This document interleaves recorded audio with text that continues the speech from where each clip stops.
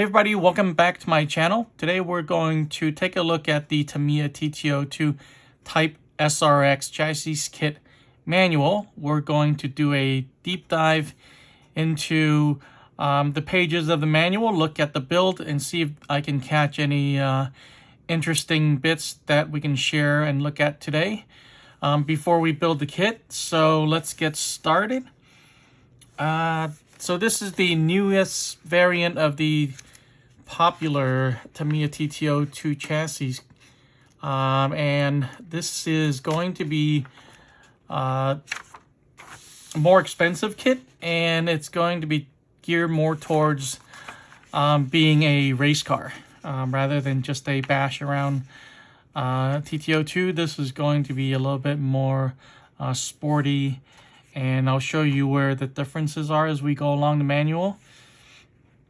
So the first page is items required. Of course, we're going to, this kit has no electronics whatsoever, not the ESC, not the motor. So you're going to need a transmitter, a receiver. You're also going to need a ESC, electronic speed controller, and a servo, and also a motor. And of course, you're going to need batteries for the transmitter and a LiPo or nickel metal hydride battery that's compatible with your ESC to run the car.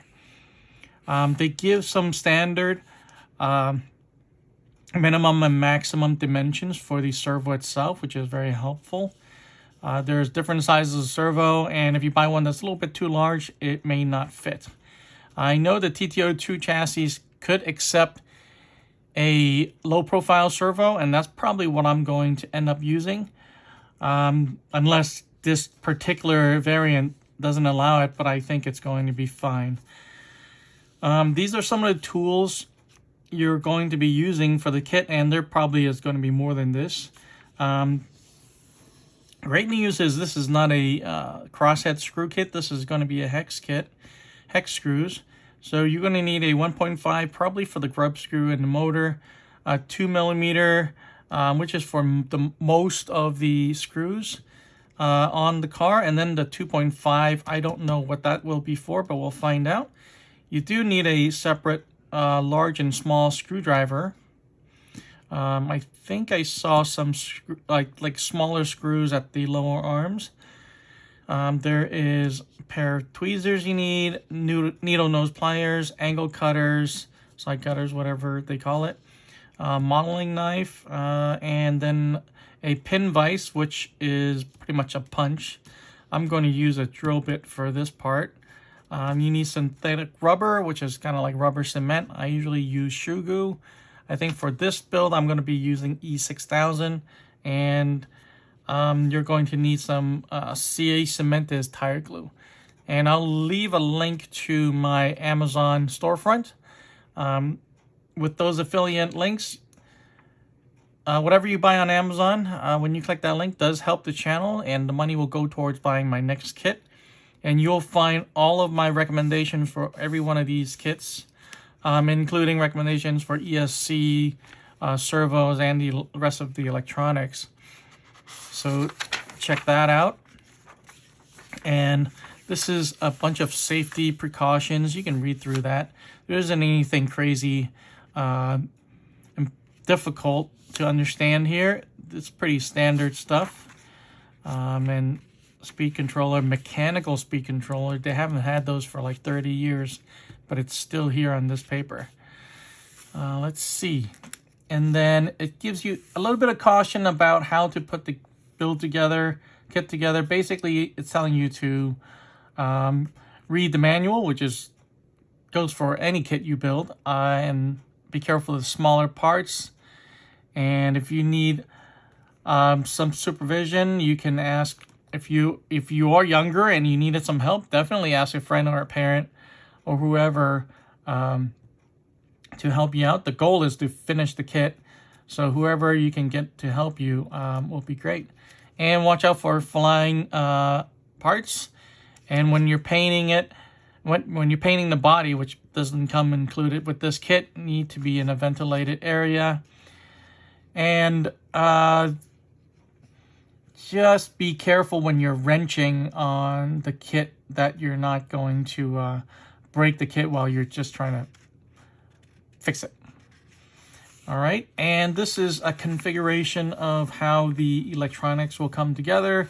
You have the receiver connected to the ESC. ESC will go to the motor. It's not illustrated here, the motor. And then it has an on-off switch on the ESC, and then it'll go to the servo, which will the servo will connect to the receiver to steer the car. It's always funny. The first step of pretty much every Tamiya RC car kit is to charge the battery. My charger takes 15 minutes to charge a battery at the very most. So if you have a trickle charger that looks like this, for sure, plug that in now and let it run for 8 hours. If you plan on building this kit in one sitting, you should be able to finish it in one sitting for 8 hours. I plan on building this over time. That's always one of my tips for building kits, is to take your time and not try to rush through it. All right. And this is the first time I've seen the connector not be a Tamiya connector. That's actually a Dean's T connector. That's interesting. Okay, so it looks like we're going to start the kit just like any other TT-02 kit with the spur gear. And it's going to be very straightforward. You just follow along the illustration. One thing about Tamiya kits is that on the left side, it tells you what screws you're going to need for a particular step. And this is printed to scale. So if you're looking for this MA3 screws, you need 4 of them. You can grab a screw that you have and kind of measure it up to manual, and it will be pretty darn accurate as to the actual size of the screw. And same with the other parts too. These this ball bearing, the spur gear mount, and some spacers, and this is the shaft. All of these will be printed to scale, so you can use it to measure what you have. Okay, and then next is the propeller shaft. Really straightforward, same as any other TT-02 kit. Same thing with attaching the propeller shaft, putting it into the chassis and securing it. Let's see what this says. Thread form tap. Well, I don't know what this is. Tolerances of parts are very tight. Feel free to... Files and drills may be used for fine adjustments. Make threads using a tap. I've never seen that before. Maybe they're trying to sell that part, but we'll find out. I don't even know if I can find this tool. All right, after this is going to be step 5, the front direct coupling. This is what I was talking about. The front does not have a oil-filled differential. It's a spool. So this is going to be much easier. You're saving yourself a lot of time by not having to build 2 diffs. And in the unboxing video, I talked about these axle rings right here and the way it locks in to capture the pin that holds the propeller joint with the spur gear. So it's going to connect right here. After you thread the pin through on both ends, you're going to capture it with this ring. Oh, there it is. There's the illustration. All right, step 6, we're going to be placing the front spool into the chassis and then closing it up. And then we'll start building the rear oil differential. And it's going to be the same as all of the other oil-filled differentials. I just built a couple of these in the XV02. So this is not going to be too crazy, too difficult. You just have to follow the instructions and make sure you have these different components pieced in the right order. Otherwise, the differential will not work, and it'll just be, it may not even close. So make sure you follow that tight, correctly. And then we're going to drop it into the chassis as well, close it up, and then we're going to mount the motor. And this is just going to be the plastic one, it looks like, a D9. And you're going to attach the motor to the mount based on your pinion gear, because that changes the location in relation to the spur gear. So if you were running the standard pinion gear, which is a 27 tooth pinion gear that came with the kit, then you would use these two holes, these two right here. If you're using a 28, I believe you turn, I think you're going to come down here to this hole and that hole, but we'll see.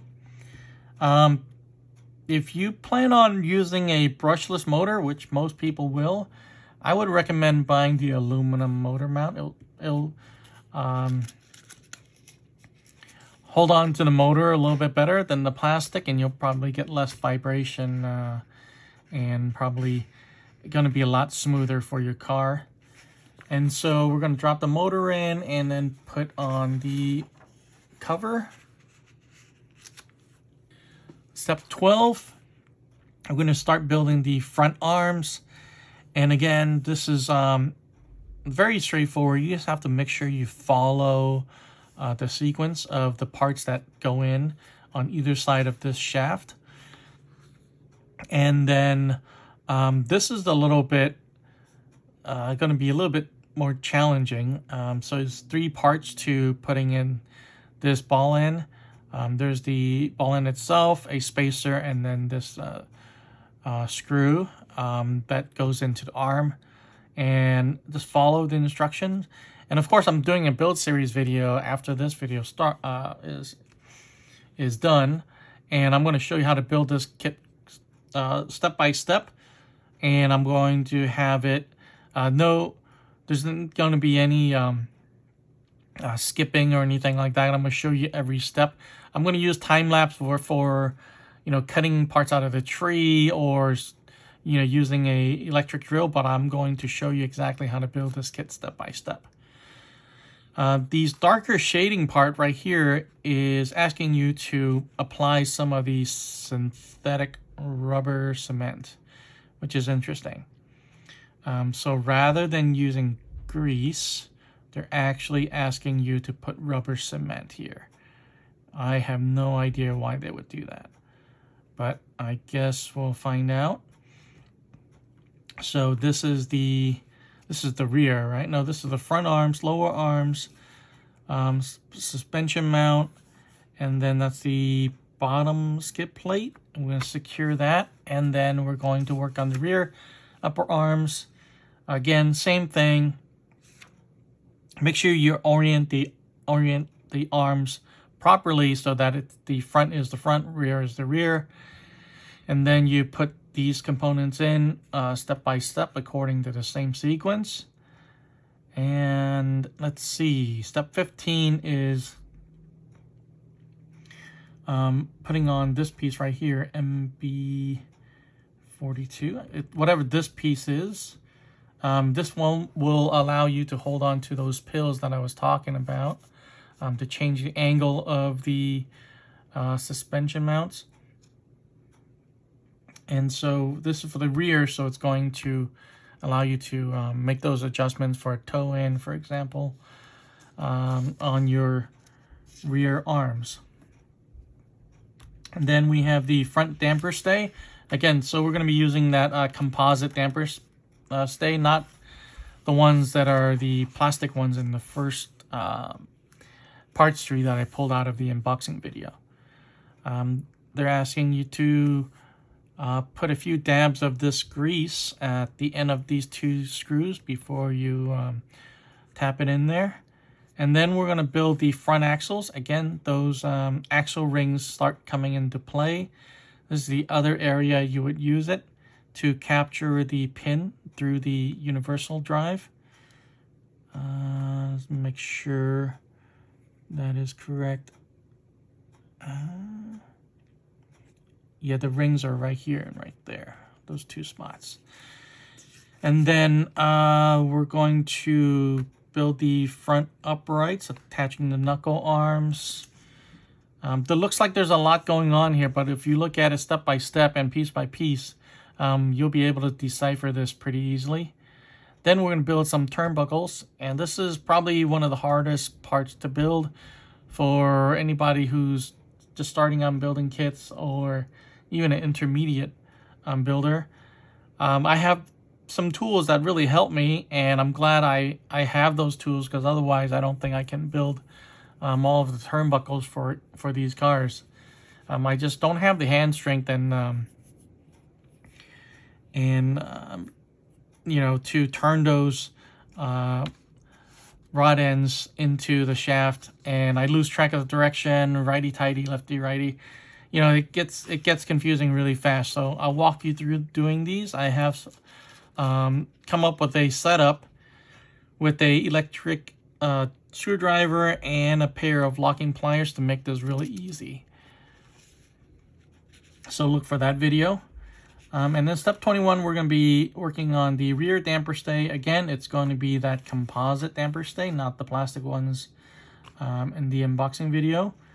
And so this is going to have a lot of positions. Let's see, 1, 2, 3, 4, 5, 6, 6 positions for the angle of the rear dampers, which is cool. All right.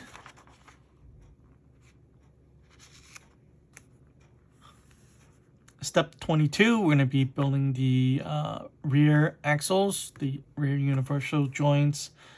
It's going to be really straightforward. I'm going to build another big turnbuckle, probably 2 of these. One for the left, one for the right, and those are going to be the steering links. Okay. And then step 25, we're going to start building the dampers. I'm a little disappointed that the dampers are not aluminum body, but that's fine. It'll be adequate, but probably look for a hop up sooner than later. Again, like I said, it uses the spacers for adjusting ride height, which I do not like. This is kind of the upper echelon of Tamiya kits in terms of at least TT-02s. I feel like this kit, even if it was a little bit more expensive, should have aluminum adjustable dampers. And at step 28, we're going to mount we're going to assemble the dampers and then mount them onto the chassis. And then we're going to build the steering assembly. And this one is different from the standard TT-02, where the screws actually come from the bottom up instead of the other way around. So that's going to be an interesting difference to show. You can see that screw bolt that's right here, that's going to come through this end. Well, there's actually 2. And so after this, we're going to be working on the electronics, and the trick is always to connect everything to the receiver with a battery working, turn on your transmitter so that you can center your servo properly.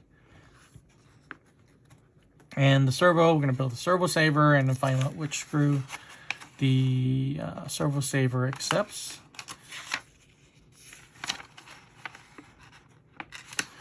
Okay, page 31, step 31.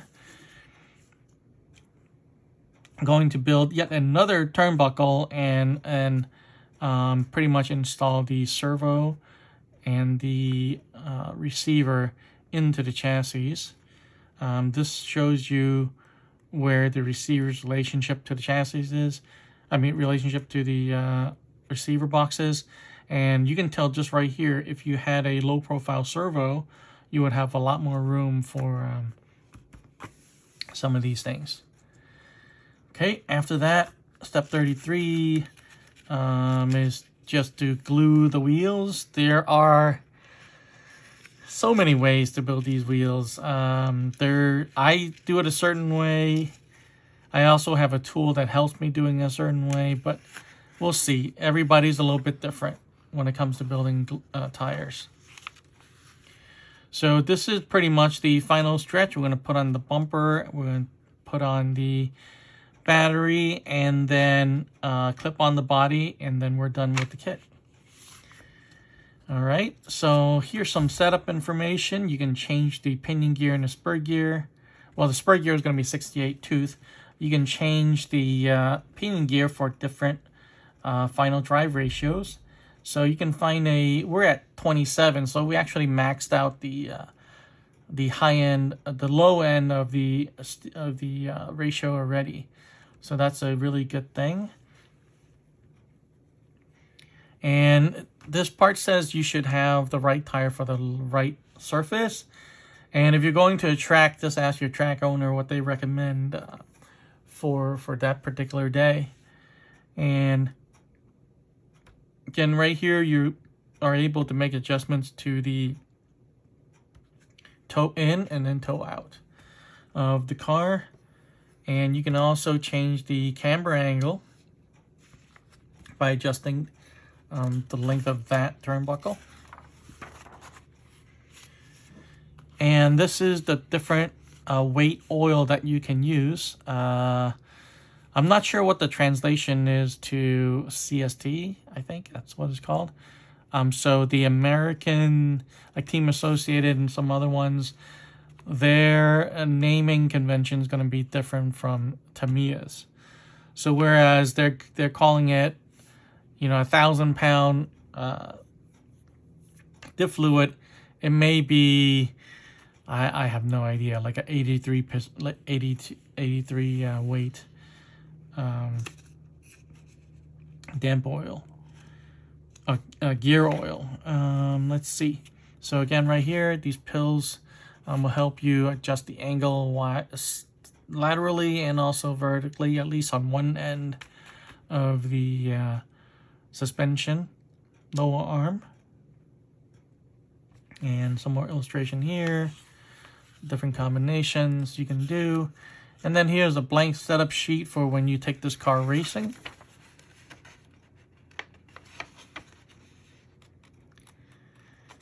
Then we have some playing tips, how to drive, and troubleshooting guide. If you follow my videos, you probably don't need this troubleshooting guide. I can answer your questions. So here's all of the parts that came with the kit.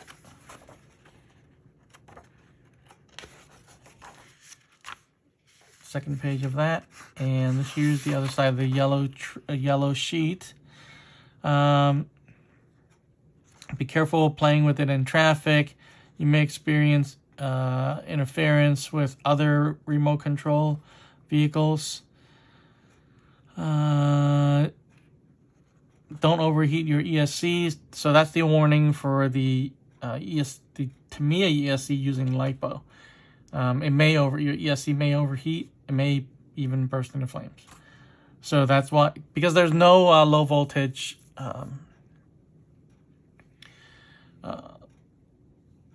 what am I trying to say? No voltage cutoff feature in the TBLE 02S and 04S. So there is a danger of overheating the battery and having it burst into flames. All right. And I think this is saying to not throw the battery and motor, stuff like that. And on this page is just all the parts that you can buy. Probably if you live in Japan, you can find all these parts at your local hobby shop, but a lot more difficult here in the United States. So there you go. That is the build manual for the Tamiya TT-02 Type-SRX chassis kit. I hope you found this video useful. If it did, please drop a like, leave a comment, share it with a friend, subscribe for more, and I'll see you guys in the next one.